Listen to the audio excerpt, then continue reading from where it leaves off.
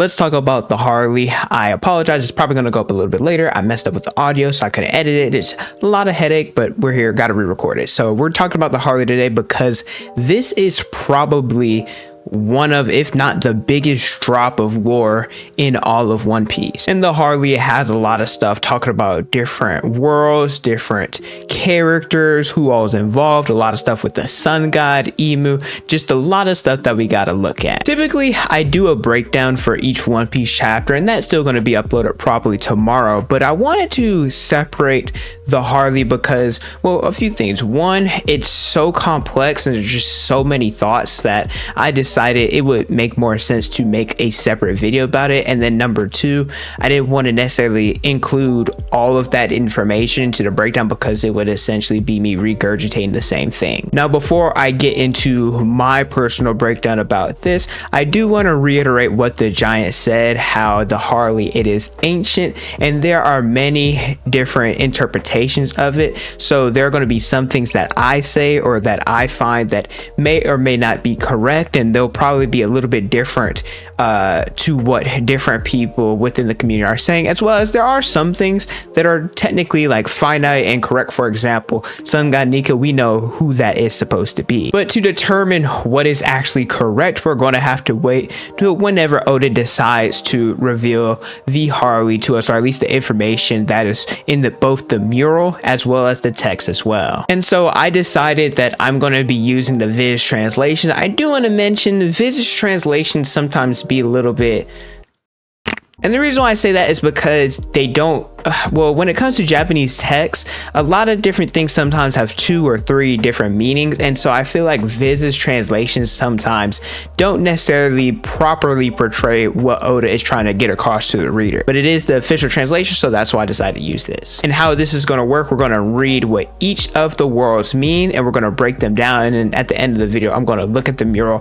talk about who I think particular images are supposed to represent. Starting with the first world, within the earth there was fire. Mankind succumbed to greed and touched the forbidden sun. The enslaved prayed, and the sun god appeared. The earth god raged, and with his serpent of hellfire shrouded the world in darkness and death and darkness, and they will never meet. Within the earth there was fire. To me, that reminds me a lot of Prometheus in Greek mythology, in how he stole fire and gave it to humanity. The succumbing to greed and touching the forbidden sun, originally it made me think about the origin of devil fruits, how Vegapunk talked about how devil fruits came from human desire, and because of this, people seize devil fruits, they touch something that they shouldn't have.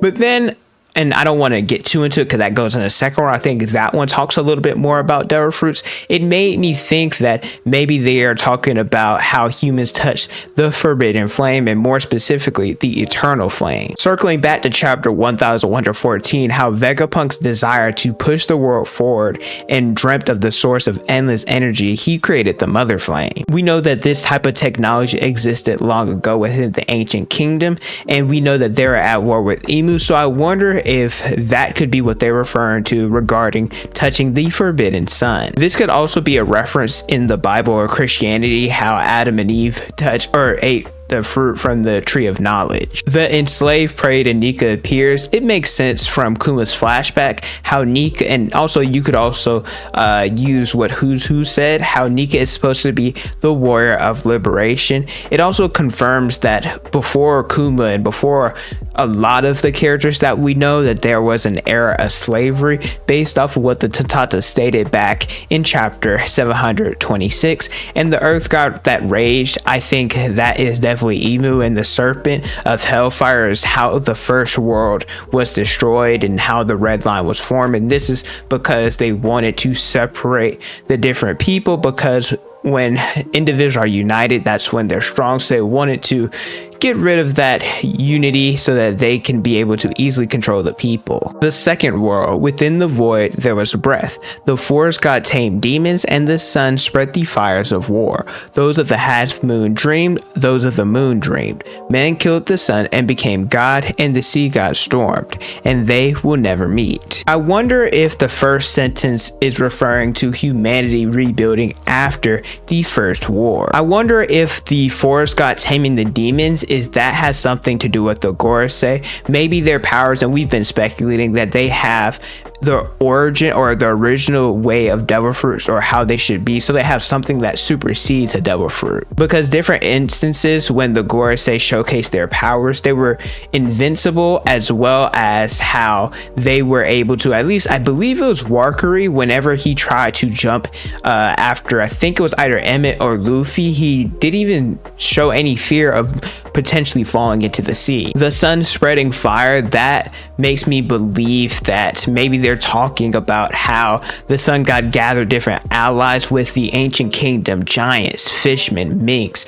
etc. versus Emu, and so the half moons could represent the D clan. I've seen so many people say that the D clan is, well, the D isn't actually supposed to be a D, it's supposed to represent a half moon, and the people of the moon, maybe that could be the 20 countries that were allied with Emu, because we know that comparing the D clan and the 20 country, or well, the people of the ancient kingdom and the 20 countries, that they had different views, hence why the ancient civilization was wiped out, and that is how the different kingdoms, they were able to become the celestial dragons after defeating Joy Boy. We've also seen the moon highlighted within the story, so I wonder if this is potentially linking the minks, who have a connection to Zhao and Zanisha, who is connected to Joy Boy. Men killing the sun and became gods, angering the sea god, that definitely, at least to me, is about the creation of devil fruits, how once you eat them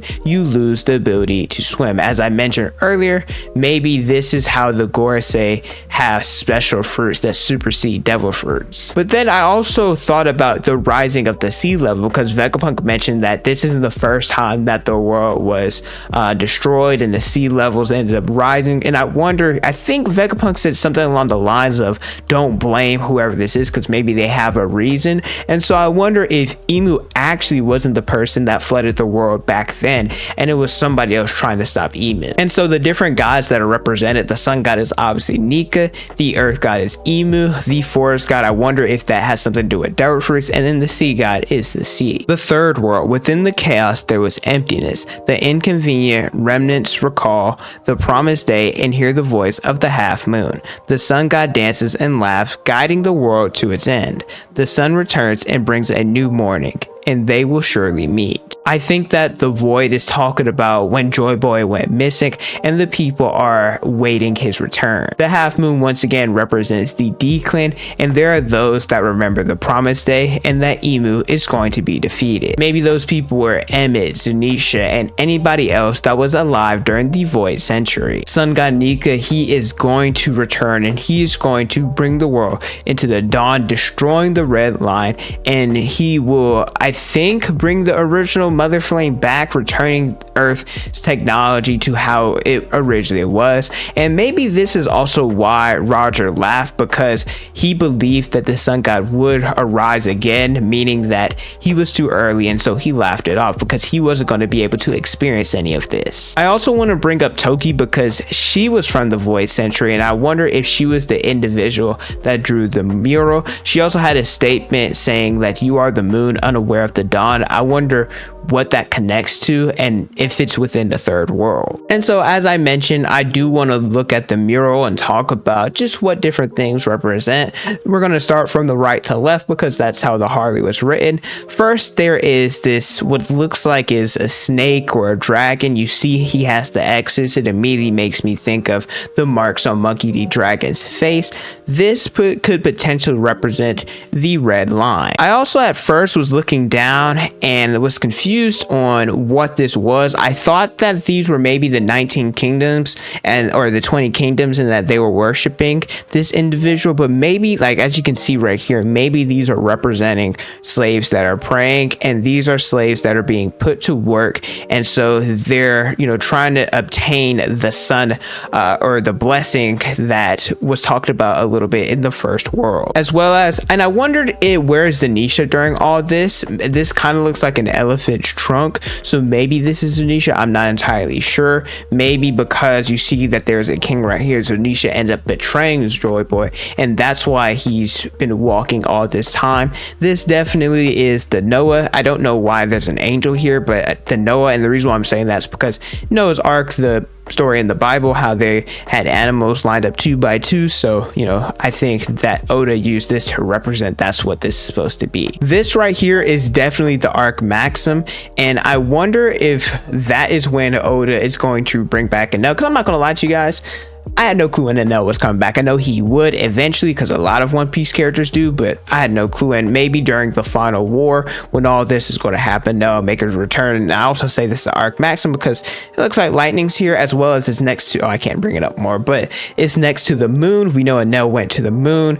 They had the different ancient civilizations. So this makes me wonder if maybe the first world wasn't even on the One Piece, that it was originally on the moon and they ended up going down to Earth, or the One Piece world. Now this dragon-like creature here, I'm not gonna lie, I have no clue who this is and why that they're fighting. Like there's flames going on. I don't know entirely what this is. Maybe this is like representing Emu during this world. Not sure. This is the one I had the hardest time trying to understand. Let me know what you guys think in the comments below. I think that the tree represents the treasure tree Adam, and so I think this is probably the more fun part. Maybe I've seen people talk about this could be Laboon. This could also be the whale tree, because of, I believe that's on Zao, and how there's constant like rain from, or water from Zunisha going on the island, as well as people speculate this could be Pluton. Maybe it's in the form of a whale, because we know the importance of ancient weapons, and eventually that Pluton needs to be brought into the story, as well as Shirahoshi. This is appears her. I know I'm going a little bit out of order, but I brought up ancient weapons, and it makes me think we know that Uranus is in the hands of the world government, hence why they needed the Mother Flame, and I wonder why it wasn't represented at all. And maybe it was. Maybe this could, shit, I don't know, this could be represented as the Mother Flame, but or not the Mother Flame, but that's the power source, whatever, like the beam, the orbital beam. All right, oh no, I'm tripping, it's Uranus. I don't know why I just had a brain fart right there, but don't know what that would necessarily be represented as here. This, I could definitely see this being Queen Lily of Alabasta. This could be the samurai for sure. I think there's that. There's like a ninja star here. As I mentioned, Shirahoshi, this is definitely supposed to be a Sea King. There's a Tantata, what appears up here, potentially a Mink, Emmett, a Lunarian. I wonder if that means we're getting King, or maybe there's going to be some other Lunarians that show up. This is obviously Joy Boy. This is definitely a Mink as well. I wonder, oh, this is an ancient giant. I had to specify that because they have the horns here. Could also be that they just have a hat, but based off of what we talked about with ancient giants, I think that's what this is. Wonder if this is supposed to be a buccaneer. I don't know what other like form of representation on here would be a buccaneer, but we know that they're important, as well as I think this is the different kingdoms, more specifically what the celestial dragons are now, and I think that this is the Mother Flame, and then this is Emu. Very, very complicated. Like I said, the more information that we get, the more, and I'm not going to be wrong, but I'm probably going to be wrong about half this stuff. I also do want to mention that this is an image. If you look back at the actual Harley, there's like the different worlds that are showcased hiding part of the mural, as well as Frankie standing in front of it. May not necessarily mean anything, but at the same time, maybe there also could be more information that has yet to be revealed. That's it for the Harley though. Let me know how you guys feel about it. Let me know different things that you agree with, disagree with in the comments below. Thank you guys so much for watching. Don't forget to like, comment, and subscribe. Hit the notification bell so you guys never miss out on a new video. Follow me on Instagram, Twitter, and TikTok is on the screen and in the description below. Thank you guys so much for watching, and don't forget to unleash your potential.